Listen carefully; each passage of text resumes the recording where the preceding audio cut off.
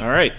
Good evening, everyone, and welcome to the March 27th, 2025 Litchfield Budget Committee meeting. Call the meeting to order, and we'll start tonight with the Pledge of Allegiance. I pledge allegiance to the flag of the United States of America and to the republic for which it stands, one nation, under God, indivisible, with liberty and justice for all. All right. Well, welcome back. Another season of Budget Committee getting started here. Before we jump in to the agenda, any review or additions to tonight's agenda by anyone? Okay, seeing none. I'd like to welcome new and returning members. So I'd like to first start by welcoming Eric Olson. Eric, congratulations on your election and joining us for a one-year term. So congratulations. And then also I'd like to welcome John Burnell, who's joining us as the Board of Selectmen's rep for this year. Thanks. We also have this evening Scott Taylor, who is joining remote, and member Doug LaPlante, who is absent, an excused absent for work travel. Before we go any further, I'll entertain a motion to allow remote participation. So made. Second. Motion by Mr. Barca, second by Ms. Douglas. All those in favor signify by saying aye. Aye. Opposed, abstain. Motion carries 1, 2, 3, 4, 5, 6, 7, 0, 0. Mr. Taylor, if you could just quickly let us know where you are and if anyone is in the room with you, please. Great. Thank you, sir. All right. And with that, I also want to take a moment and recognize a couple members for their service and contributions. I'll start and I want to recognize Bob Leary.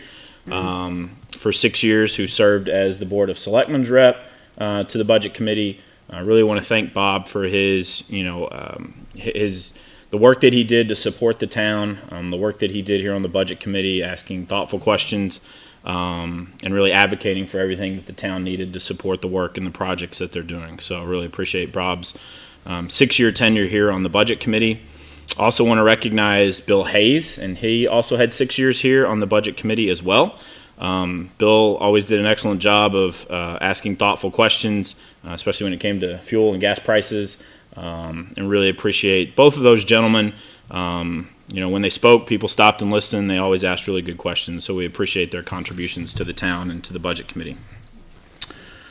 So with that, tonight is also a reorganization meeting. We'll do a election of chair and vice chair. We'll go through our member assignments to the various committees, and we'll proceed from there. So we'll start tonight with an election of a chair. Do I have any motions for chair? Make a motion. Second. Too late. I have a motion by Mr. Burke and a second by Mr. Taylor. Any other nominations? It's pretty unanimous, so you have 3 right there, so. Appreciate all the time and effort you put into it. Well, thank you. I appreciate it. We'll have to do roll call vote because we have remote participation tonight, so forgive me because we've had the same names for 2 years. I'll probably call you Bill at some point, and I'll call you Bob at some point too. So roll call vote. Eric? Here. Yes or no for the chair. Oh. Yeah. Yeah. Andrew? I'm going to abstain. Okay. Abstain. Why? This is a budget committee decision. Fair. Interesting. Mr. Brunel? Filing that one away. I'll abstain also. Ms. Douglas? I have no problem voting yes, but I can't wait to use that again. Ms. Douglas? Filing that one away. I mean, yes. That's consistent with my past votes. I abstain just because it's myself, Mr. Barca, Mr. Burke, and Mr. Taylor. Motion carries 5-0-3. That was unique. Well, thank you all. I look forward to working with you all again and appreciate the opportunity. With that, I will entertain a motion for vice chair. Make a motion to nominate Mr. Taylor. We have a motion from Mr. Barca for Scott Taylor. Do I have a second? Second by Mr. Burke. Any other nominations for vice chair? Well, appreciate all that you guys do together. Yep. Especially since very few of us have that time. It's a team effort. I appreciate all that Mr. Taylor did this past year as well. Although Scott, I realize we do not have correspondence for tonight, but we'll catch up on that. That's not your fault. You're traveling. That's okay. All right. Well, seeing no other nominations, we'll do a roll call vote as well. Mr. Olson, Yes. Mr. Cutter, Abstain. Mr. Brunel, Abstain. Ms. Douglas. Yes. I am a yes. Mr. Barca, Yes. Mr. Burke, Yes. and Mr. Taylor. Motion also carries 5-0-3. Thank you, Scott. Okay, member assignments. Before we jump into reps to CIP and school facilities, I do want to take this one. I'll own this. Like, we dropped the ball. I dropped the ball on this last year. Kate Stevens was our communication archivist and did an excellent job of not only the correspondence, but keeping our portal up to date. And when she left and Scott came in, not anything to Scott, because he and I never had this conversation. I just dropped the ball, and it wasn't something that we did a good job of keeping information updated on the portal. So I would like, whether it stays with the vice chair or we have someone else willing to do it, have someone appointed as the communication archivist, and the primary responsibility will be to keep our portal updated with minutes, documents, bylaws. When we get into the budget season, all the files that we get from the town and from the school, because I feel like the first year we had that, it was a really good tool for us in the community, and last year I did not do a good job of keeping that updated. So is there any interest in someone taking that responsibility on?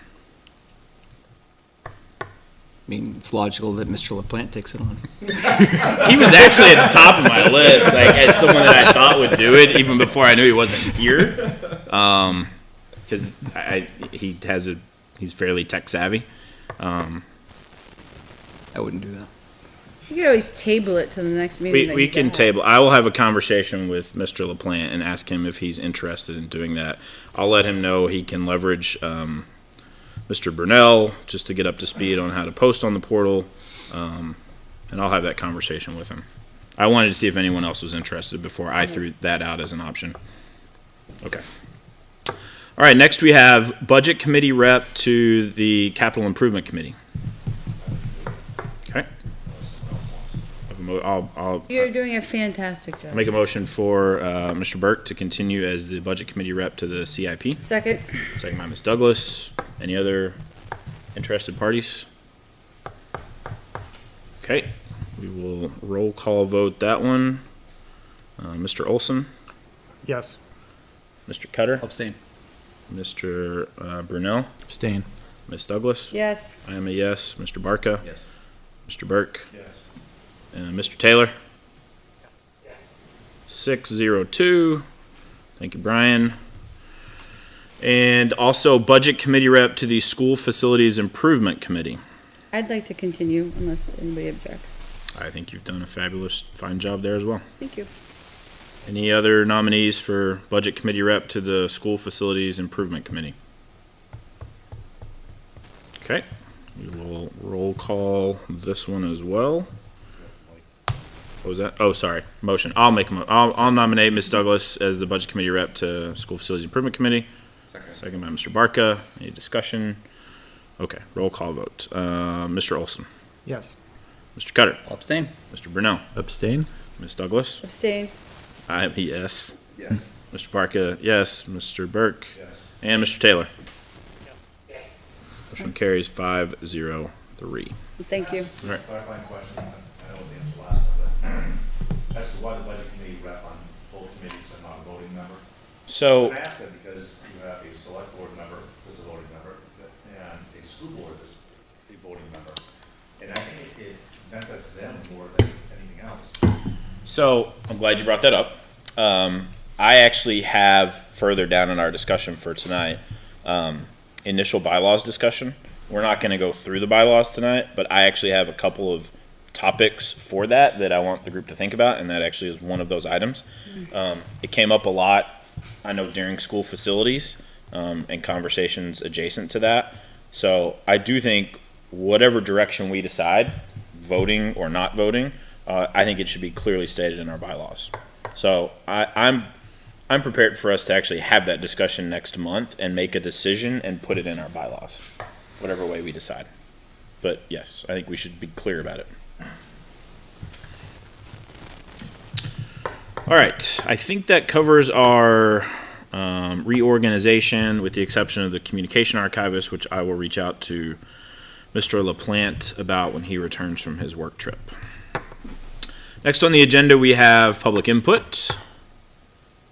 Seeing no one here tonight, I will close public input. We have correspondence next on the agenda. I mentioned this kind of casually, but we did not get correspondence put together because it has been a few weeks since we met. What I'll work with Mr. Taylor on, we will get a written summary of the correspondence. We'll send it out via email. We'll include Mr. Sullivan in there so it's captured for the minutes. And then I'll also quickly read it into our April meeting as well. Fortunately, there's not a lot of note. There's not a lot, but I felt bad that I forgot to pull that together. So we'll get that pulled together. Next on the agenda, review and acceptance of minutes. Mr. Sullivan did send out, so let me find it real quick. I believe it was earlier this week. They were minutes from January 16th, February 1st, and February 8th. So those were the budget hearing was the 16th. February 1st was post town deliberative, and then February 8th was post school deliberative. Has everyone had an opportunity to review those? Any questions? There were two on the 16th, weren't there? There are two on the 16th, yes. Yes. Yeah, so there were 4 total minute documents. Do I have a motion? Let's do these, I'll do them all together. We can do them all, make a motion to approve them all together. No? Yeah, separate them. All right, do I have a motion to approve the first January 16th, 2025 minutes? So made. Motion by Mr. Barca, Second. second by Ms. Douglas. Any discussion? We'll roll call vote this. I'll have you abstain from these, Okay, roll call vote. Mr. Olson, Abstain. abstain. Mr. Cutter, Aye. Mr. Brunel, Abstain. Ms. Douglas. Yes. I'm a yes. Mr. Barca, Yes. Mr. Burke, Abstain. and Mr. Taylor. Okay, so that carries 503. That is a popular vote tonight. Do I have a motion to approve the second January 16th set of minutes? So made. Motion by Mr. Barca, Second. second by Ms. Douglas. Any discussion? Roll call vote on those. Mr. Olson, Abstain. Mr. Cutter, Yes. Mr. Brunel, Abstain. Ms. Douglas. Yes. I'm a yes. Mr. Barca, Yes. Mr. Burke, No. I mean, abstain. and Mr. Taylor. Motion also carries 503. All right, next set of minutes is from February 1st, which was post-town deliberative. Do I have a motion to approve those minutes? So made. Motion by Mr. Barca, Second. second by Ms. Douglas. Any discussion? Okay, roll call vote. Mr. Olson, Abstain. Mr. Cutter, Yes. Mr. Brunel, Abstain. Ms. Douglas. Yes. I am a yes. Mr. Barca, Yes. Mr. Burke, Yes. and Mr. Taylor. Motion carries 602. And then the last set of minutes was from the February 8th post-school deliberative session. Do I have a motion to approve those minutes? So made. Motion by Ms. Douglas, second by Mr. Burke. Any discussion? Roll call vote. Mr. Olson, Abstain. Mr. Cutter, Yes. Mr. Brunel, Abstain. Ms. Douglas. Yes. I'm a yes. Mr. Barca, Yes. Mr. Burke, Yes. and Mr. Taylor. Motion carries 602. All right, I think that catches us up on all of our minutes. Thank you, Mr. Sullivan. With that, we'll move into town business. At this point, I'll turn it over to Mr. Brunel for any updates from the town. Yeah, just a couple, I guess. Obviously, the town voted us a default budget, so the Board of Selectmen we completed the review this past Monday. I think we shared our document with you folks to kind of where we're sitting.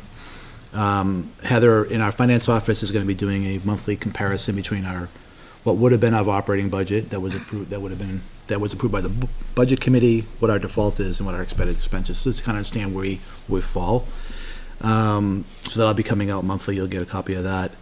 The other thing would be is we obviously earlier in the year we started running into issues around fuel, specifically propane and gas and diesel. The costs with the weather and the cold, a lot of things ran a lot heavier and a lot more than we expected. So we're back in the warm season now, so hopefully that'll settle out and we'll be okay at the end.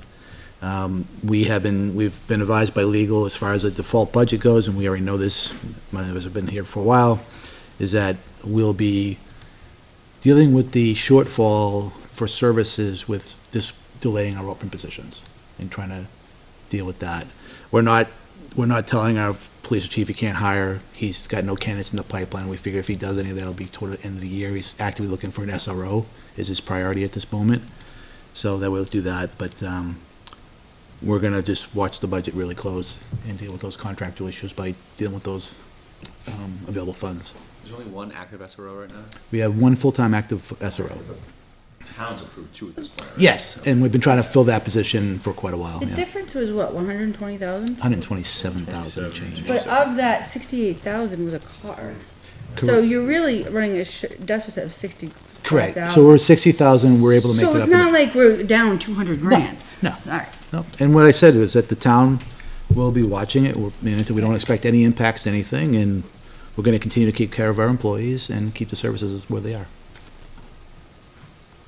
Now, as a second, we did purchase the one car that we were authorized by the voters. That car, the truck has arrived, and now we're just waiting for the fit-up gear and scheduling into the fit-up shop. How many of them are back at the shop? 'Cause I think I saw There's three. three, there. there's three currently over there right now. There's a fourth one that's not doing very well. It'll probably end up going back again.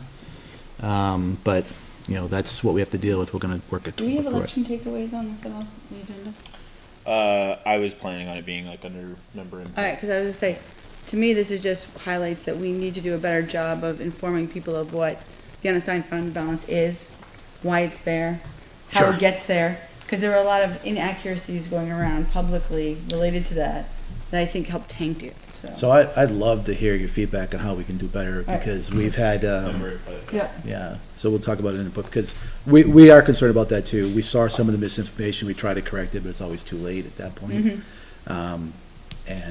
But that's pretty much what I have for an update. If anybody has any questions, I certainly can answer it now or take it back, but. Maybe put a little bit of information in the voter guide, explaining exactly what it is.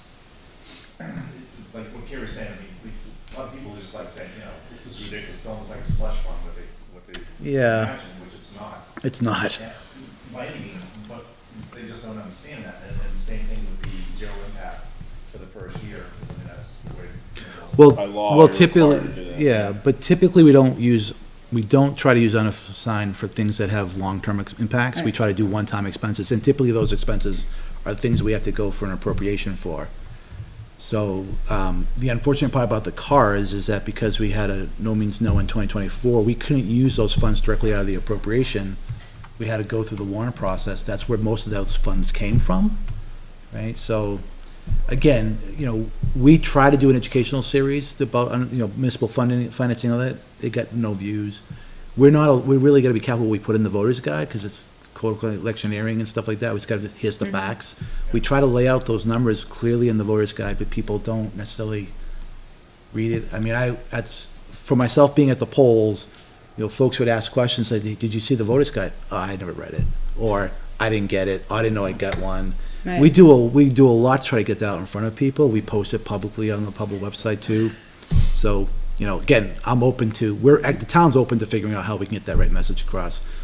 But having people that we think know what this is, telling people the wrong thing and Right. confusing the story to get I don't know if it's because they want to fill their narrative. Budget season, there has to be some kind of game plan that we can educate them as far as what the unassigned fund balance is, how you utilize, Yeah, the excess if you have it, kind of thing. yep. No, it's fair. And that's something we've been talking about, so. Because one of the things I was thinking, actually, two things when it comes to police cars, I was talking to someone else about it. How many police officers are we short right now? 2. So, right now, there's gonna be a savings, unfortunately, right? And that's how we're making up the 60,000 or so shortfall. Right. Mhm. But my point is, come the end of the year, if there's an amount of money left over, Mm-hmm. can I just throw out a suggestion? So the police cruisers right now that need a motor, need a transmission, we can utilize money to go buy a new motor, buy a new transmission. We're doing that now. Okay. We are, Anyway, that basically we're trading the car. not necessarily, because the cars have other mechanical issues that, besides an engine and connects to the transmission, the rear end, there's a whole bunch of other issues that line up. Right, but the biggest two biggest components, the motor and the Sure. transmission. We've had, one of the cars that's down right now has had a motor replacement already once. Yeah. So it's, the problem, there's electrical issues in some of these cars. The interior now is, you sit in the seat now, you're sitting on the floor because the cushions are all flat because it's got 130,000 miles on it, and I've sat in it for those many hours, that kind of thing. So there's a lot more issues than just some of the mechanical problems too. So, end of the day, most of these cars are above 120,000 miles of real road miles, never mind the hours of operation. They need to be dead-ended. But it is an interesting idea that Brian brings up, because if you have an identified one or two vehicles and you have the opportunity through the unassigned at the end of the year to chip away at some of those problems, like, I think that's a great explanation of that money and a great use of that money that hopefully saves tax dollars down the road. Instead of 70,000 from you and Right. not 30,000 to it, and you think you're gonna get several years out of it, with that. It's not a bad idea. I think things like that are the type of like different thinking and conversations we're gonna have to have. Yeah, sure. Between the default and the election results in general. I think the challenge is waiting to the end of the year to resolve some of the mechanical problems we have. We can't. So we have 3 cars that need to be fixed now, and we're looking at costs of anywhere between $15,000 and $30,000. That's not in our repair budget line already. So we're already gonna be eating into whatever we have as a buffer in the default. So, again, Sounds of it, recipe and start falling apart also. it potentially could be, right? There's probably 2 brand-new cars that are probably not gonna have any issues. But there is one car that has been in the fleet a little less than, a little longer than them, and it's beginning to have problems. Is there any funds for repairs like that, or no? Not that much. Not that much, no. Highway department has a fund, but yeah, the police. We don't have a revolving fund for that. We have a detail fund that allows us to keep the detail cars running, which is what we're trying to do with that aspect of it, because we're trying to keep a detail car at least operational when we have a down a car, because as you probably heard at one of our meetings was, we had a time where we had no cars, right? We were doubling up and dropping people off at the school and coming back because we had no other vehicles, when they were using the chief's car because, the chief's car is not set up for patrol, it doesn't have the right lights, can't do traffic and any of that kind of thing. So, the department's definitely working on it, and the town is supportive any way he comes forward, we'll try to accomplish it, but, So one of the thought of these cars that are at it was, yeah. why not park those on Albuquerque until they're ready for repairs? Kind So of like they what State slow of the Maine traffic used to down? do, like just park it in the median. Yeah, statement did it all the time. You just give me a couple every time. They do, you think about it and then, oh, it's empty. Yeah. Well, they have to run to get there first. That's the first thing. So you gotta pay for a tow truck to get it to where it's gotta go and then do it, so. At least park one on the outside, so that. He has done that in the past and people complained about it being there because it made people stomp the brake. Like, well, then you shouldn't be stopping it. Well, you put it in one of the major intersections and be all set. Yeah. What percentage of the time are these police vehicles sitting idling? During the shift? Yeah, well, it depends. like percentage of their run time as So opposed it- to driving around. Yeah, I think it depends. It depends. It could be hours. Because once they, let's say they start a patrol shift in the morning, right? And there's activity, they gotta come back, do paperwork, go back on the road, and the car always has to be ready to go. But they do a large percentage of their Driving. time Driving. idling, right? Probably more than driving, yeah. Physical miles wise, yeah. So why aren't we considering an electric vehicle that wouldn't be putting basically anywhere on the car for any of that time? It was talked at one time. There's some. It's probably a little late There's for an now, infrastructure but, issue for it too, right? So, Well, you got outlets. I mean, it'd probably be worth it to put in a slightly higher speed charger, but if you charge overnight, unless you're doing long distance road trips, you won't have any problem. the electric cars aren't necessarily pursuit ready Yeah, anyway. are they? There are, There are some that are. there are some that have been done, like, they'll have, like, some of the, smaller towns north, they have, I think they have Teslas, they're dare cars, they're basically admin cars. And that's admin cars would be perfect for electric cars, in my opinion. They come in, they're parked here all day and they leave. And And then you're finding space for all the equipment that it goes along with the vehicle. Right. And having to deal There's with it if just- it gets a it's little just a crack, cord. it's totaled. There's not, it's just a cord. No, but I'm not talking that. I'm talking the. Well, I gotta the charge actual outfitting six, for. 9 cars. Yeah, I'm that's sure they not- charge a little more for the kit, but it's probably still less than 70,000. But there are towns in California right now that are basically going all like Teslas, and they're too small. They can't, Yeah. like the officers can't. Not to mention, how's the charging in the winter when it's cold? So I love the Anyway, idea. It's a good question. I think It's a good Just, question. I don't know All if we of have the these right are- geographic area for that. Yeah. I think all of these are again, going back to what I said earlier, like the type of creative conversations that we're gonna have to be having over the next year. Hey, you can leave it at LMS and charge it. Is it working now? Did they turn it on yet? Not yet, but we're close. How many years? We have to have these things. Almost a great segue in transition. How's that bus coming along? Have they Hey, got it yet? Any other questions for Mr. Brunel this evening on the town I side? don't think it's budget related, but I'm more curious. It's gonna be a With- fun year, I already can tell. With, I just checked, I forgot if it passed or not, but all the, planning board stuff passed. There was obviously some SR discrepancies from 698,890,000. the zoning board chair about whether or not the zoning board could actually field, I think it was like if anyone objected to like a ruling or something, it would go to the zoning board, right? So, do you guys think, what's gonna happen if there's a planning board issue and it goes to the zoning board and the zoning board says, no, we're not gonna. Goes to the state. Go to the state. Yeah, and that's what would happen anyway. Just, so that warrant article was to clean up something that should have happened a while back, and it got overlooked. So it was really just a cleanup. It wasn't any change. Oh, it didn't seem like a big deal, but. No, and I know during the deliberative, I know the chair of the zoning board was concerned about how it was being done, but again, it was already passed at one point, Yeah. pieces of it, and we're just abiding by the state code. So, So no problems there, you don't envision? no, I don't perceive it to be a problem, but we don't have too many things that go beyond zoning board anyway. Anything else on the town side? Okay, Mr. Cutter, school updates. Yeah, thank you, Chairman Sun, and congratulations on being reelected chair. In terms of school updates, unlike the town, we have a bit of time to figure out our default budget situation. And we are, actually, this is a point of discussion at our next board meeting next week.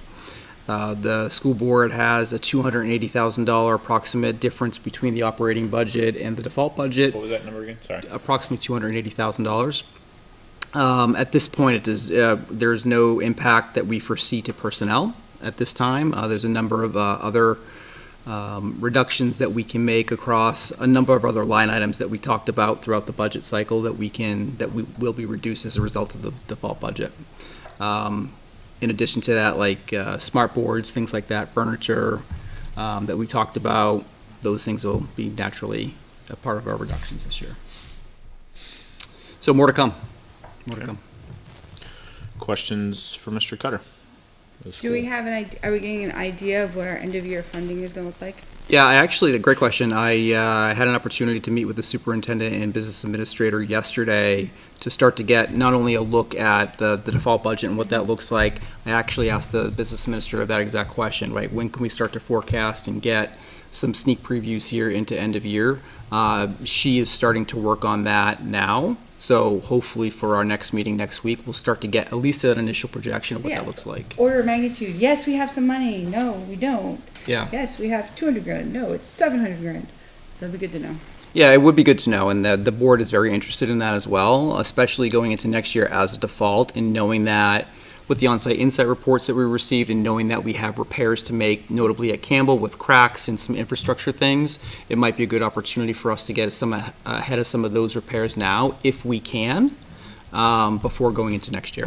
Are we talking budget schedule today too? Or is it next month? I don't have it on the agenda tonight because I haven't put a calendar together yet, but Can I just ask that we highlight getting the school's default budget a little earlier? Because I still have concerns. And I could be that person who says, yeah, we got the default, I think it's still too high.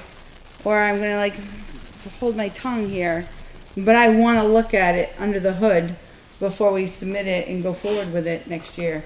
Because I don't believe it was calculated correctly, and it would be bad for you if I raised a ruckus.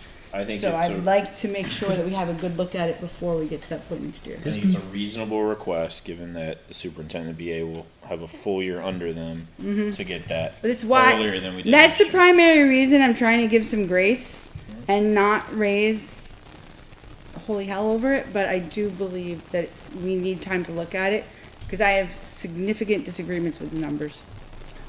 Doesn't DRA control the default? There's also? interpretations, and we can have a discussion, but if I were to have that discussion, it's an ugly can of worms. So I want to make sure that we have time for that discussion next year, because we did not this year. It's a fair request. Yep, that is a fair request, and we can certainly, I'll pass that on. Thank you. Any other questions for Mr. Cutter this evening? I know the superintendent, throughout kind of the budget process, was pretty open in that, like, he admitted it was his first year, but he already had ideas about how things could be better. Yeah. Now that you're kind of stuck with the default, is he gonna start thinking about some of those ideas that maybe bring into this year that could reduce some or next year, actually, I guess, that. Yeah, it'll fall into next year's budget, and that's a great point. We actually talked about that a little bit yesterday as well, right? So I think as he starts to get his footing within the district, I think there's an opportunity to maybe even look at more than just kind of the tangible items and how we operate, like more structurally how we operate, right? I mean, he has a lot of background as a high school principal from Bow, right? So what structurally are we doing? What program changes can we make, right? How can we really make a positive impact in our district with his knowledge, right? And I think we'll hopefully start to see some of that influence that he has in his perspective over the next year. Anything else for Mr. Cutter this evening? Someone like maybe slide it, what is going on with solar panels at LMS? Yeah, so I know the solar company was at LMS notably over the past week, and in fact over this past weekend. They did a power down on the building to install some piece of equipment. It might have been the meter that they were waiting for. I am not sure. I haven't received the latest update. I'm not sure if the panels are operational, but if they're not operational and that meter is installed, they should be operational within the next 2 weeks. Weren't you doing that over February break? Yeah, that didn't happen. Shocker. Color me surprised that a deadline was missed. Scott, did you have a question? I thought you came off mute.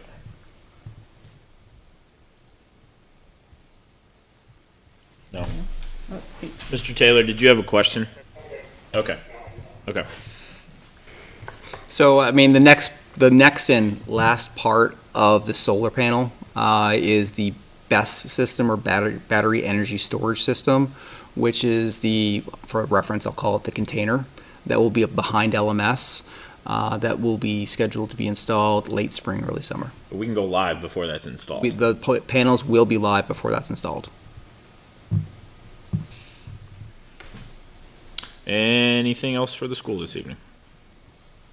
I'm curious what has been the holdup with the solar boy. panels. I've heard a lot of vague mumbling about it, and nobody Well, I seems think to the really first know. came. You got an with hour? I think what happened was Yeah. we had a system, a group of people involved in a project that had no idea what the heck they were doing. So they didn't know to challenge questions. When they were told Yeah. that the panels were ready, they took that as if the solar panels were gonna be ready, even though people said they're not gonna be ready. And then we had inexperienced people involved in the project management, and it shows. Well, and here's the school perspective, right? We have 880 panels on the roof of LMS now.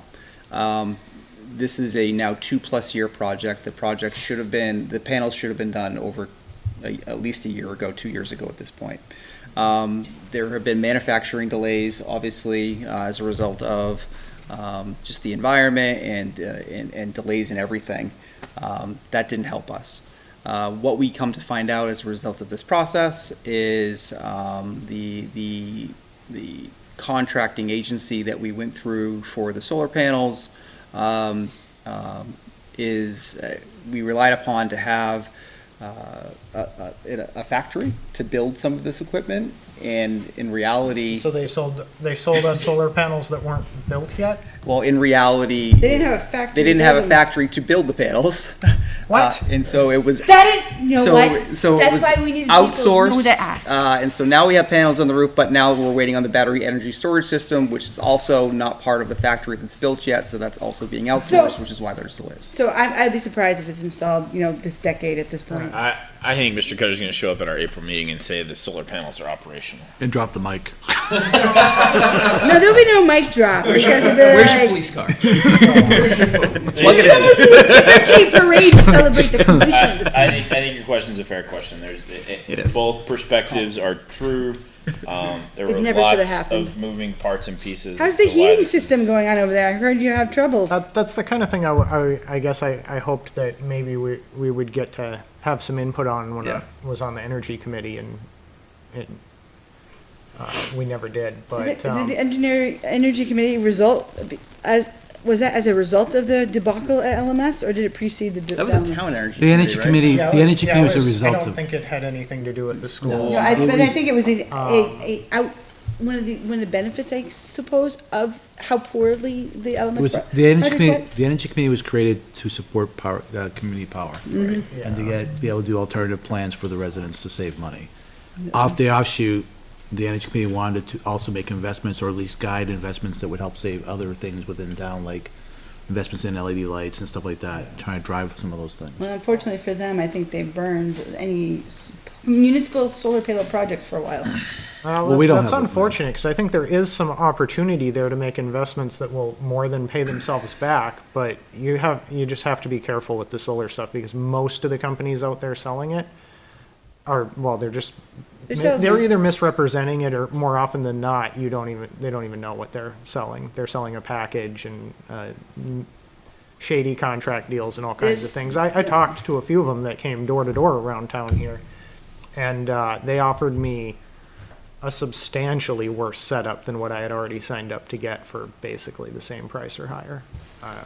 There's a lot of research that needs to be done. Yeah, We were also the first in the state to try to implement this system. I think I have friends that also work in the solar space as well, and I think in general, because of the project itself, it created a lack of trust in solar in general. Honestly, like, I don't want to get into the election conversation just yet, but I think that's honestly part of the reason that article failed, right? It had the word solar in it. It was poorly written. And We all people admit it. associated, like, that has a negative connotation. Not necessarily the technology itself, but all of the other parts that were a part of the project. So, all right, Mr. Cutter, anything else for this evening? No, I mean, I know you're gonna get into, it sounds like, just an overall debrief on election results. Just another plug that we're really grateful to the voters for supporting the LSSA contract. That was certainly the ones that was most important to us as a school district. Great. All right, let's move into member input, new business. I kind of reordered a couple of things just based on the discussion this evening. We'll start with any updates from the school facilities improvement committee. Ms. Douglas. We've been meeting. It sounds like they were trying to narrow it down to one or two recommendations to the school board. That deadline was clearly not completely hit. There's discussion about trying to hire or go more the design build pre-construction method, or somebody to help develop a more performance-based type of a RFP. Like, we have so many schools, we need so many classrooms in the building, and how can we best do this rather than going with a bunch of different ideas? Have people who actually build these spaces have more of an input, but not necessarily go straight architect. Because there are people you can talk to and bounce ideas off of who could provide ideas we haven't even thought of yet. The idea that a brand new building, well, I think that's pretty much, we've decided is off the table. We're gonna looking at right now is renovating GMS. Whether that includes an addition or not is to be determined. The extent of that, whether that involves multiple schools or just GMS, is still up for discussion. So I think it's hitting a point now where it's spinning wheels and going in circles. So my hope is or advocating for bringing in somebody who knows what questions to ask and help guide the next step. So realistically, I mean, based on where we fall now with numbers and state aid and the fact that state aid is getting cut dramatically anyway. So I think we have a little bit of time, but we'll see. This maybe a question for you or Mr. Cutter, like, what's the new timeline to get something in front of the school board? The timeline really hasn't changed, so. Oh, so we missed the deadline. Yeah, it's ASAP. I mean, so, look, I mean, our goal still very much as a school board is to get something in front of the voters next March. And so our timeline is that timeline, and we're working backwards from that timeline. So the further we delay, the shorter timeline we have to pull something together. And we're still talking the process of going out to RFP, right? And going through the whole motion here of getting some quotes and figuring out what costs are, and That's why I think they're hoping and getting a potential bond agency. Like, all that takes time. Right, so I think that's one of the reasons to consider and why they're looking at more of the design build phase, because you can shorten that process. It worked really well with the fire station. where you could make decisions early on in the design process. But the question is, there's not a clear vision of how many classrooms are needed. Like, do we have to knock down the 1930s, not 1930s, which one is the one? 50s. 1950s, but I don't want to tell anybody we're knocking down the 1930s, don't show up at my house with pitchforks. But like I'll say it, I'll knock it down. yes, but you will, but there's Y'all a just fact- looked at each other and you came up with that. there is a faction in town that is very emotionally tied to that building, for good or for bad. Getting worse. Again, I hereby delegate that argument to you. But there is so the question is, how much of the building can be salvaged? How much of it needs to fully be replaced? And that's beyond, I mean, we can have all the people in the room and everybody's gonna have a different opinion. So have the contractor or to go through and be like, you can save this, but not this. How can we get the most cost-effective solution? What's the idea behind a possible additions? Did they get kindergarten there? Do they need more space? So the thought was like, well, I would really hate, we own the freaking portables, but we, with the, It doesn't we have can to be move, classes we in can there. move the SAU there. I'm fine with that.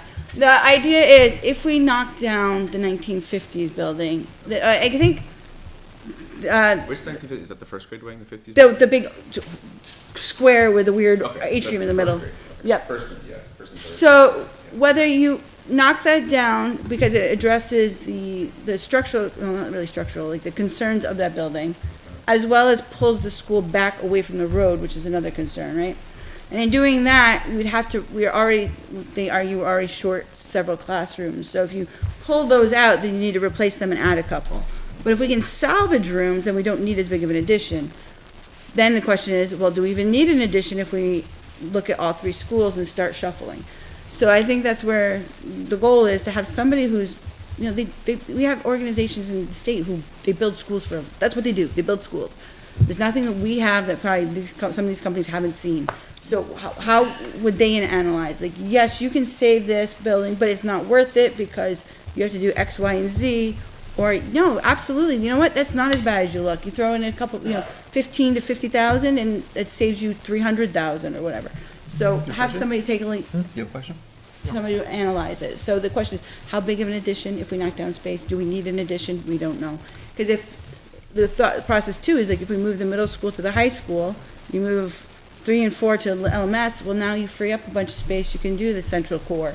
So how, there's a resistance to hitting all three schools, but then there's the cost factor. Is it more cost effective? We don't know. I think that, this is definitely the board's sentiment, so I'm speaking on behalf of the board here at this Yeah. point, right? The time for ideation on this is done, right? We are looking for a decision, we are looking for swift action on that decision and to move forward. And I just like to kind of tie a bow on the conversation. I've appreciated Ms. Douglas being a part of the school facilities improvement committee, because I think you bring a lot of good history. Your engineering background is appreciated there, and you brought good ideas to the table. I think you watch those meetings and they are entertaining. My hope is, and I say this like out in the general public to say it out loud, that group is a diverse group intentionally. Yep. With a lot of big personalities and ideas, but also a lot of really influential people in town, that whatever decision is made by that committee, which I'm sure won't be unanimous, but whatever decision is made, my hope is that group moves forward together and says, we've invested a year's worth of time and data and information and people we've brought in, and collectively, while it may not be my personal belief, that I'm speaking hypothetically, my personal belief, this is what I wanted, this is what the committee has decided, and this is what's best for the town. If that group moves forward collectively as a whole, whatever they decide to do, I think that has a good possibility of passing in town. If it doesn't, and there's fragments and there's yelling and disagreements that continue, like, that's my concern. So I just hope that group continues the good work, the unique perspectives and great ideas, and moves forward as a collective in some common direction. Right. So, and the committee appreciates the desire of the school board to move forward, but there's also a concern that we don't want to keep spinning our wheels. So the decision that comes out of there has to be one that the taxpayers will support. I 1,000% agree with you. Yes. All right. Capital improvement planning. Mr. Burke. We made Great update. Any questions for CIP? Should be a short meeting, you know how much to work with next year. Any questions for CIP? No. Seeing none. Next on the agenda, I had, and we alluded to this earlier, so I just wanted to tease this so that people could come prepared for this. I will email these out to everybody, so everybody has a fresh copy of them. Every year we have to go through the process of approving our bylaws. The last couple of years, we haven't really made any changes at all to them. I am planning on next month bringing forth a couple of ideas that I have heard, both one that we discussed earlier about members of this committee that serve in other capacities, specifically school facilities or capital improvement or any other future committees that have financial implications, whether that member should serve in a voting capacity or non-voting capacity. I have an opinion on it. I don't want this to get into a discussion about it tonight. I just want people to come prepared for that discussion so that we can, at our April meeting, make a decision on the amendment to the bylaws, and then we'll vote on it at our May meeting is the process that we'll use for that. And I have another couple of small tweaks that are in mind. So I'll email out the bylaws to everybody so you have an opportunity to review them prior to April. If you have any ideas, suggestions for things to modify, then we'll have that discussion at our April meeting. All right, so you're not gonna send out your ideas in advance of the meeting? I mean, that I can, yes, if you would prefer that. Well, I just feel like if we can have the conversation in April rather than Yeah. present it and then actually have the conversation again in So, May. so the one conversation is going to be around the vote, whether voting or not voting on supporting committees. Okay. If you are an appointed budget committee rep Mm-hmm. to the CIP, to the SFIC, to any future committee, Yep. and that said committee has discussions and decisions that have financial impacts, then we need to make a decision as to whether that member is voting or non-voting. I know we've had a long-standing, kind of handshake, can be a bad It's word. long tradition. Yeah, but and actually, my belief is that they should not be voting because they get the bite at the apple perfect. when it comes Then- back. then here. we're in good shape. No, that's my opinion. But I want this to be a discussion and an agreement, and whatever the outcome is, it gets added to the bylaws. Right, so I would say one of the reasons I would agree with that is we don't meet as often as some of the other committees. And so, let's face it, Brian and I agree on next to nothing. I don't know that I want him voting for my A position. lot of as- commonalities at the end of the budget season, I will say. For each other here. I don't know. But so the I'll other write that on the calendar. the other one that, and I'll just tease this and throw this out because I've heard other committees talking about it, and I mean, obviously didn't come into play tonight, but I do want us to have a discussion about whether there should be any term limits on appointed positions or on chair, vice chair, committee representatives. I have an opinion on that as well. I do not believe there should be. My belief is that Is that if because you're someone is- chair? Huh? Is that because you're chair? I think it's because it's the will tonight's- of the board. That is my opinion. It's the will of the board. I do think Because what if, if you end someone up is with, not doing a good job, then the committee should remove them and vote them out. Right. If I someone agree. They have the continues- opportunity to do that. Well, that, and if you're Right. doing a great job, you don't want to kick them out just because, you ran out your quota, and then nobody else wants it, then what do you do? And that's what I do. So I do that has been floated around in some other committees about that as too. So I thought I don't want to add that to the bylaws, but it is a topic that I wanted us to discuss whether we should add it to the bylaws or not. Those are the two things that I had. If you have any other ideas when I send out the bylaws after you review them of things you want to have and you want to email the group, we can look at that before we come. So would you want to write into the bylaws, there are no term limits, or No, I like? would just leave it the way Leave it it blank? is. Leave it the way it is. Leave it the way it is. Well, that would be my vote, just to let you know right now. What about revisiting our 9:30 cap? How about revisiting, Yeah. Dude, it I was don't seven. know that needs to be in the bylaws. That's a best No. practice. I Like think. every year, you first ran for your position knowing it was a 7 o'clock meeting. Give it up. nowhere does it say it's a 7 o'clock meeting. But that's what you ran for, and I'm happy to keep it that way. Hey, we started early a couple of times last year. All right. So just teasing that. I'll send the bylaws out. I will put in writing when I send So the you're trying bylaws to out. remove the 9:30 cap, or Add it back. I add will it say back. It just keeps us distinct, you know? If we know what to be done by 9:30, we can move things along, we don't talk so much. All right, again? Carol. Shall I remind you of those days we met twice a week and still went to 11 o'clock? So 9:30. There's a motion made to extend it. Every time, yeah. Correct. That was what we were running into. So I'll send that information out. There was actually a. Yeah. Mr. Taylor, go ahead.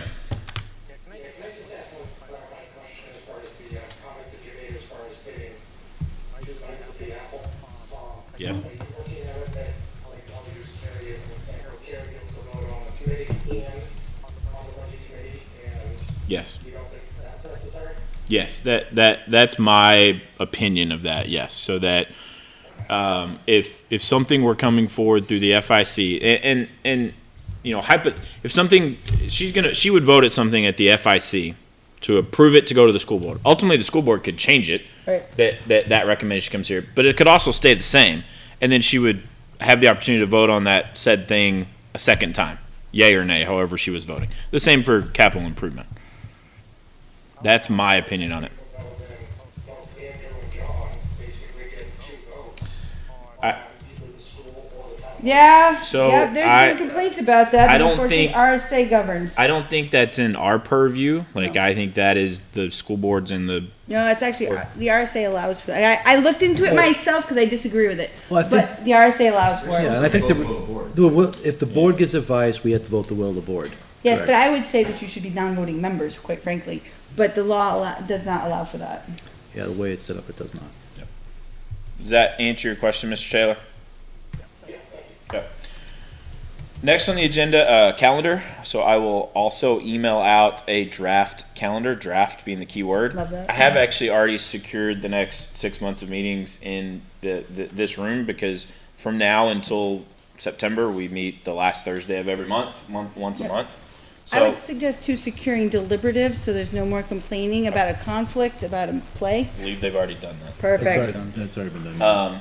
So I did. Just throwing that out there. I did take the liberty to put the last Thursday through until we start meeting on a weekly basis. Yeah. I sent it to Mr. Brunel so that it's on the town calendar. Our next meeting's Thursday, April 24th.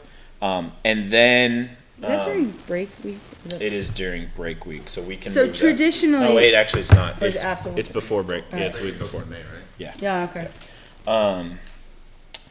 So I will send a calendar that I will use the template that we used last year. We'll discuss it at our April meeting. We'll vote on it, and then we will send what we vote on to the school and to the town for their board of selectmen and school boards to review as well. Okay. If we could get warrant article review back into December, I'd be really happy. I think we did have it in December. It was December 16th. Oh, we It used was to- Then what extended it? Why did we have to meet the first weekend? It's been sliding. Well, Slid this year it was and last year, one. I think. It's been, let's just say, since Jetty took, when Jetty went in, He it did started sliding to January. presentations the week before the holidays, Mm. and then we voted.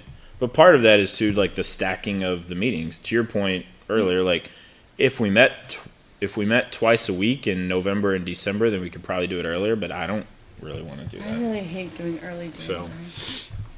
Yeah, we can certainly have that discussion when we look at the draft calendar.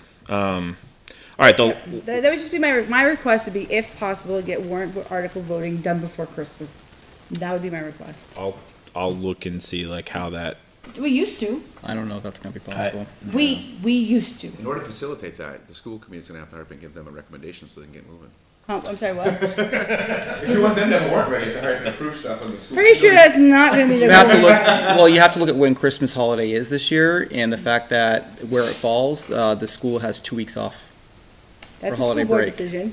I would like to still vote before Christmas, like we used to. It slid to after Christmas because one year we couldn't get the contract negotiated until the day before we find the end day. I'd like to try to accelerate that timeline. I'm just putting it out I there. think it's tough when you think about the schools, what goes on behind the scenes, even on the town side. Our budget's incomplete when we present it. We already know numbers are gonna change, and they change Insurance right up to December. Okay, but listen, Yeah, I was so- going back through, in the past, the town would present their draft, these are where we're going for warrant articles, in September. Like, you had an idea of what you were doing early on. We expect these 6 warrant articles, and then you refined them, and then you brought them. In the past half decade, in the past 5 years, things have been completely Your changed. request is noted. Thank you. And what I would ask is a little bit of grace here, especially with a big ticket item potentially coming in March. That doesn't hold up the rest of it. I think a conversation to have, not tonight, but an idea of when you're presenting your budget in October, could you say that we don't have teeth behind these warrant articles? However, the 6 warrant articles that we are entertaining as a board right now are this, and this. And that's it. Like, I don't know if that accomplishes what Ms. Douglas is looking for, but It is hard to go through a budget and then and by the way, another couple $1 million worth of requests. That's separate from the budget. No, it shouldn't be though, and it didn't used to be. It did not used to be, It is. but it doesn't need to be. Was there a hardship with you as far as getting the warrant articles when you did this year?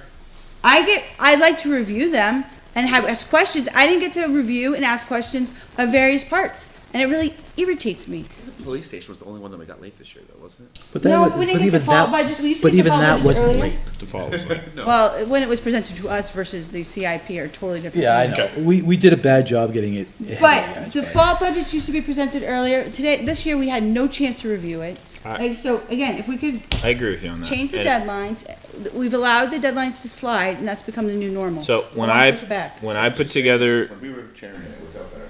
Yeah. when I put together You're welcome to go back. I don't want to go back. yes, when I put together the draft calendar, I will look at are there ways to maneuver it to move that up. Mr. Cutter's right. Like there is a 2-week break in there that could make it hard, and where are you squeezing in other places? But I will see what options exist. But even if, to your point, if you can't make that happen, a summary of, we expect to be looking for these warrant articles as you're reviewing the budget, it's a holistic approach. The taxpayer doesn't care what the original, here's my operating budget, here's my warrant article. They write one big check, or 2 big checks. Like, at the end of the day, it's 2 checks. If the idea was, hey, the 5 warrant articles we are going to be considering are, we know we're going to have a teacher contract, we're going to look at, a maintenance fund, a capital fund, and, something related to a renovation project at GMS. Like, we don't have any dollars right now, we don't have anything, but these are the 4 or 5 things that we're thinking of. Like, I don't know if that's realistic or not in October, mid-October, to frame it that way. Before December 15th would be awesome. Duly noted. All right, Mark on your calendar. calendar. 14th of December. December 14th. All right, the last thing I have for member input in new business, and I'll open it up for anybody else, is an election reflection, maybe. Just a summary of the elections. I'll open it up for anyone to share their thoughts, ideas on, the results from both the town and the school side. My big reflection is, just by looking at the results, you can tell that, like, voters actually thoughtfully think about things. Like, they look at each individual thing and vote on each thing by its merits. By looking at the numbers themselves. Not just the numbers themselves, but they look at each one and they say they voted for exactly one police car, but not the second one. They didn't approve the budgets, but they did approve the school, like the support staff contract. Like, they're thoughtful about it. And it wasn't like necessarily following in line with what Budget Committee recommends. No, yeah. Right? Some of these were unanimously voted by Budget Committee, and it was still no voted by the town. And I think some of that may have been just misinformation, especially as far as the unassigned fund balance, that That one killed me. people started like conversation out there, and that's why they just said no to it. Yeah. To the budgets and to some of the other items. Yeah, and, I think there was a comment out there on Facebook about unassigned fund balance, right, or the use of it for $0 tax impact, right, and there is a repercussion to that, right, by not voting because you want the money returned, right, and your expectation is by voting no, that money is automatically going to be returned, which isn't necessarily the case. There's no mechanism to do it. There's no mechanism to do it, right? Well, And you'd have to do it in the tax rate setting, right? but it also can be encumbered on the school side, right? Or on there's other, it So- doesn't mean it's going back. Yeah, and I think the tax setting problem is that we don't want our tax rate doing this. Oh, I agree with you wholeheartedly. Right, so I we've think always tried to maintain a consistent tax rate, I am so. undoubtedly one of the people who least likes to spend money in this room. I get that. And even I voted I don't like to yes. spend mine either, but. Well, but I'm just saying, yeah, but there's some people who are more willing to vote yes than I am. So, but even I recognize that I don't want to artificially give back too much money. We end up with what happened with the GMS land. We artificially suppress the tax rate for a year, and then people on escrow and with mortgages get clobbered, and then it goes, and then the next year it goes way up. You artificially suppress it. You induce spikes. It's not good. The way that the town has been using it in order to offset these one-time expenses makes sense. If you don't have to raise the money for it, we already have it. Yeah. So I that's, also think there's some confusion about how it gets there, right? I think some people think that it's really about the appropriation too. It's not always the appropriation. Like this past year, we had, our revenues were a lot higher than we thought they were gonna be with DMV registration and stuff like that. So that added to that so-called slush fund that fell to the unassigned they were trying to reuse. And I think as a practice, we've always tried to just do one-time expenses and Right. pull in expenses from default next year into 2024 if we could have. Again, the cars, if we had the ability to pull in the 2024 leftover, we would have done that and saved us all that, but we couldn't because of the no means no. So, yeah, we have to do a better job trying to figure out how to educate folks, but again, the challenge is that all of our meetings are broadcast, right? They're all there for review. People don't have the time to watch it, and I understand that. We send the voter guide. The voter guide has lots of great information. If you look at it and it'll explain to what we're trying to do, there are the meetings that happen for all these warrants and we discuss, and we welcome people to come and ask questions, and we don't get the questions, right, until the election day, and that's sometimes too late. so I think back when Kate was here, she did a really good job of doing a summary of the budget committee meetings, and after the debate of where and how and whatnot, posting it to the town page that can then be distributed. Maybe the Board of Selectmen needs to do something similar. We have been discussing that, yes. Because I think that way you get. Kim's email, you all got Kim's email after the Board of Selectmen meeting, Correct. right? Yeah. I thought that was a good summary of Monday's meeting. Yeah, so, that's been going on regularly with her to the department heads in general, so everybody knows, and we think we can make it more public presentable. Yeah. Right, and I think that would go a long way. Because not all of it needs not all of it is necessarily, should be going out to public, but all of it's available for public, obviously, but Right. we can want to cut it down to a bunch of snippets, and we've talked about, the newsletter is supposed to be one aspect, but the newsletter doesn't really get a lot of attention either, right? We Right. spend a lot of time putting that together, and I'm not sure it's helping out. There are people that definitely read it every month, but, Do you just post it on your page, or do you distribute it? so it's. I'll be honest, I don't go to your page. So it's posted on the town website, people can subscribe to get notified on it, and there's, maybe 100 people subscribe to get notified on it. We do occasionally, we do cross-post it to the WhatsApp page, Yeah. which is the bigger population of our community is at. It still doesn't get a lot of click-throughs. It's a lot of work, but like, what if you did like a video of someone like talking about it versus? So we're discussing that too, but we're getting into that, gray area, we're getting into the gray areas, how do we represent the whole board with one entity doing it? And that becomes the challenge, right? How do you do the neutral?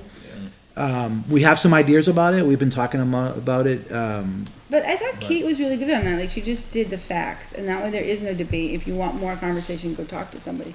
These are the things we discussed at the meeting, and just leave it at that. You started that. I used to do that for Before budget that. committee meetings. Yeah. Every Yeah. meeting I put a post out there. Yeah, and it was very, you can easily, in my And opinion. disclaimer at the strip end, I will out not all respond the to any opinion on comments. it. Have yeah, at it, maybe I'm that's not what we do, we responding. take what she does send out a typical meeting, strip it down to its finite, whatever it is, and post it and cross-post it everywhere, and people can, I was and thinking turn it's comments video or off, even unfortunately. Audio, Yeah.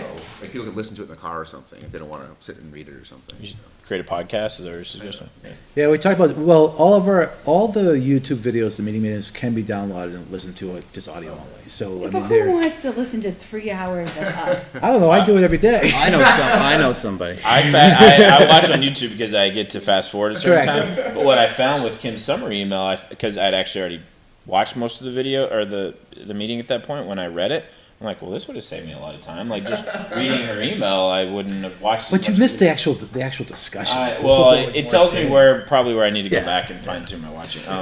No, it's fair. I don't like, even the stuff that Kim does do, it's not a consistent thing. We're trying to make it more consistent. So maybe that is the first easy, quick step, right? A quick snippet of what happened during the meeting, basically the big highlights, right? Right. Yeah. Because I definitely think that we need to work on all of the committees need to work on communication. All I the more agree with reason that. I emphasized our communication archivist Yeah. that I didn't do a good It job just- of it emphasizing is- last year. It is a commitment, and Yep. you have to. Thanks, Doug. There are some AI tools now that are very good at going through a video, reading everything and summarizing it. Obviously, somebody should proofread it before posting it, but that would be much faster than somebody actually. So we do that. Manually. I've been doing that now. Almost all the board meetings have been sucked into a Node LLM to kind of summarize a lot of meetings. We don't use it for our official meetings. We have a minute taker, right? I've certainly taken YouTube videos and selected and do the same thing. What actually was discussed during this meeting at this time, what was the topic? So it does work really well, but it does have a little, you have to definitely edit it. And if you didn't attend the meeting, you don't know if it's right or wrong. Yeah, somebody who attends a meeting could look at it, and you could probably put a lot of meetings into a little 5 or 10 minute clip that somebody could play. Yeah. And get the gist of it, and then if they want more information, you have a link to the Yeah. full thing. It's just a couple of reflections on the election itself. I will say, not a ton of surprises. I think I was probably surprised that both budgets did not pass. I think when I looked across the board, the two others, I alluded to solar earlier. I felt like that was just a wording, naming thing more than anything.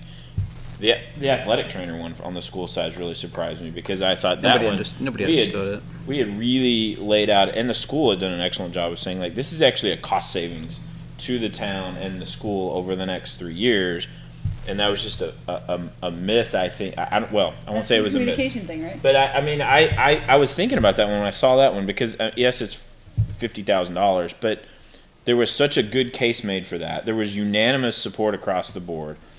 And we laid out a picture of this actually yes, it's a little more expensive the first year by $8,000. But by the time you get to the second year, you're saving 12, and then you're saving 12. Like, you actually save money over the course of a 3-year period. I was like, what else could have been done different on that specific article that clearly communicated this was a positive cost savings in the long run? And I don't have a good answer to that. That one might have surprised me the most out of all of the ones that I think people just looked at it as want versus need, and that's definitely not a need. You're right, and I will say too, like, my last reflection, I've said this for a while. Like, I do still believe it, that the work that we put into and the recommendations that we make or don't make carry a lot of weight at the ballots, I think. But I do think there were instances where, like the athletic trainer as an example, where people still made the decision that they thought that was in the best interest for their own financial situation. And I think, like, it made me kind of reflect on having a 9-0 support on something doesn't guarantee that it's going to pass. And I think prior to that, it was a good assurance, not a guarantee, but a good assurance. There was a lot of work that went into it and a good support for it. But this year, this election was not the case with that. Especially because it wasn't even that expensive of an item either. Right. I mean, as far as dollars wise, it was one of the cheaper ones on the ballot. Yeah. Other thoughts, reflections on the? That was interesting too, that both operating budgets, the yes nos were pretty close. Like, a lot of times you'd see in previous years, like, the town might pass and the school would fail. These ones they're pretty. The yeses anyways are like within like 15, I think, votes. So might not be the same 15 people, voting yes and no, but they're pretty close. Yeah. Was there any discussion at the board level, reactions about the police department and that kind of no vote? No, I think the board was probably not surprised based on the feedback we heard after those presentations.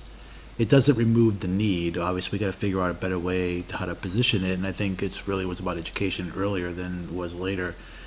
I think we're at a crossroad, though. There's a large community that believes the school is the priority, which I don't disagree, but the town can't wait neither. Right? We have shortcomings in that side of the building that we've got to resolve, right? And one of the things that kind of swayed the board of moving forward was a lot of the list of some of the risks that are out there with the officer safety, different health issues that goes on, things that are not available to them, that they're just standard things they're supposed to have, and the fact that this has been going on since 1998 is just, it's abominable we haven't done it yet, right? So, I mean, I don't know what the board's direction is going to be as far as next year. My suspicion is we're going to kind of go back and try to rework some things, but I don't know if we'll bring anything forward next year or not. The board hasn't really talked about it yet.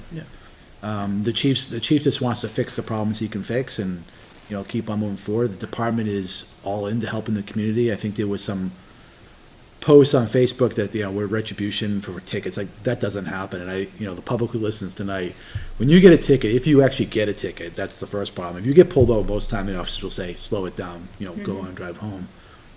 But if you get a ticket, this town does not benefit for 1 ounce or 1 dime from that damn ticket. It goes to the state. The town has nothing. We have all the labor and all the costs to do it, but they get the revenue that's generated from that. So the fact that someone thinks that the officers are actually punishing the citizens for their no vote, that is beyond unreal. I mean, it's not impossible. These officers care about the community and they want to be in the community. And they want the community to support them too, but in the same token, they also understand things are tight and they gotta make some tough decisions, and they understand those, so. I think a lot of people I talked to about the police station, a lot of what I heard was like, can't they do an addition? Can't they just do this? Like, what are you gonna do with the extra space? So I think maybe if you did choose to go to a similar plan and move it over there, more discussion and communication about how that space is gonna be used and how the town hall is also short of space, so solving 2 problems instead of just one type of thing. Yeah, so I mean, and I agree, I think we have to have a ready plan for that. There's been so many conversations over the years about that side of the building, what we could do with it, right? And to be honest with you, most of the priorities have never been the town, it's been everything else. Everything from the the SAU and other entities using that space. But what's becoming a reality is the town side is struggling just as much, right? We have a plan room that we have to maintain, paper, we have no space, we can't add anything else to it, right? We have no room for other employees, even if we were trying, not that the town's growing an employee, but we can't even put another body on the town office side and effectively work together, right? Everyone's up against each other. But is there any talk through like the town managers or town administrators or Board of Selectmen statewide to encourage the acceptance of digital storage? So there is things that are being digitally stored, but the problem is some of the plans that are active plans can't be digitalized until they're actually finished. And we have plans that are, we have projects going on that have gone on for years that just haven't finished yet, right? And then we have So to. it sounds like we need a moratorium to give you time. I'm on it. Try that. Why and that- can't we digitize things that are actively being worked on? It seems like Just that 'cause would be very most of helpful. so we take most of our plans in now electronically, but we have no mechanism to print them out. We don't have a large scale printer. We're trying to acquire one now, but the default budget now hurts us now too. Those printers aren't cheap. When the building inspector is looking at plans, it's a much easier to lay it on a drafting board and go through it versus trying to look at it on a screen, right? It's Why just don't we have the comfort level. developers provide us with hard copies? We used to have to do that. Because we don't want to take hard copies if we can avoid it. But you just said you want a plotter. We want a plotter because we need a plotter to print it at some point in time. We do get developers giving us copies We're too. off topic from the We are. question, so. So, I lost track, but anyway, Right. I think it's still we still have to talk about it, we haven't had any deep conversations about it, we recognize what the voters said. But again, my whole big statement was, the folks need to understand the police are not retributing, they're not retaliating because of it, they understand what the vote means. It doesn't, they also know that it's not them saying we don't support the police, they obviously support the police in the past, and probably will continue supporting the police. But, we have to figure out what the right path forward is. Just keep in mind, if you're getting a ticket, you're probably going a little too fast. I will argue that too, so, if you do get pulled over, you are going too fast. Other comments, reflections on the elections? Thank you for the update. Well, Vince mentioned something that surprised John didn't bring up, like, getting talked about police. I saw it on Facebook, it's posted that we now. I was trying not to say. We now have a certified officer, Oh, that one, yeah. yes, for installation of car seats, Yes, we do. which is fantastic. Yeah. Fantastic. Officer Furla is now certified, and there is on the way, if you go to the police department webpage, you can actually go there and request an appointment and have it done for you. Yeah. So, yeah. So what were you not gonna say? No, I'm curious. Oh, I thought he was gonna reference something else on Facebook. I wasn't gonna say that, so. All right, any other, Like Smoking the Bandits was great. any additional member input, new business this evening? Okay. With that, I will open it up for a second public input. Still seeing none, I will close public input. As a reminder, our next committee meeting is Thursday, April 24th, 7 PM here at Town Hall. And with that, I will entertain a motion to adjourn. So made. Motion by Ms. Douglas, Seriously, guys. Second. second by Mr. Cutter. Quick roll call vote, Mr. Olson, Yes. Mr. Cutter? Aye. Mr. Brunel? Yes. Ms. Douglas? Yes. I'm a yes. Mr. Barca? Yes. Mr. Burke? Yes. And Mr. Taylor? Motion carries 8-0-0. Have a great